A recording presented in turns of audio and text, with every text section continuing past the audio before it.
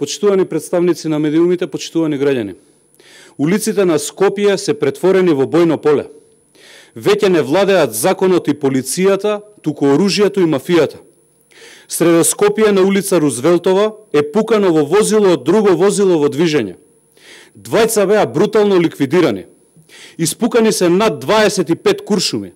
Па вистинска среќа е што нема и други жртви, случајни минувачи, бидејќи се работи за место каде постојано се движат млади луѓе. Почитувани, безбедносната состојба е сериозно нарушена. Улиците секој ден стануваат се повеќе крвави. Никој не се чувствува сигурен на улиците. ВМРО ДПМН предупредуваше дека е нарушена безбедноста, а Оливер го злоупотребуваше МВР за да испраќа соопштенија дека тоа било само во главите на ВМРО-вците. Ги лажеше граѓаните, а сега неговите лаги се плаќаат со човечки животи. Нашите граѓани се плашат да излезат од дома. Каде е превенцијата? И зошто некој дозволил мафијата да стане толку силна и да се чувствува моќно и без тега да вади оружје и да пука на најфреквентните улици?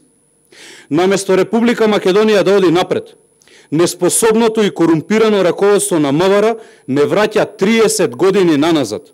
Време кога во Белград, Србија, царуваа клановите, а луѓето се плашеа да излезат на улица.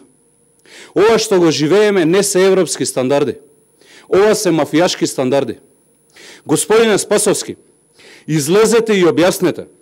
Преземете одговорност. Каде се убијците и кои се мотивите? Дали жртвите се блиски до еден член и активист на Социјалдемократскиот сојуз кој напаѓаше опозицијски политичари? За ова ли ги ослободивте 800 криминалци од затворите кога дојдовте на власт? Што им ветивте?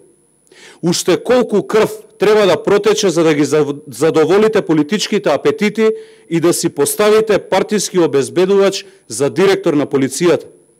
Оливер Спасовски, збогум, дадете си оставка додека не е предоцна. Ви благодарам.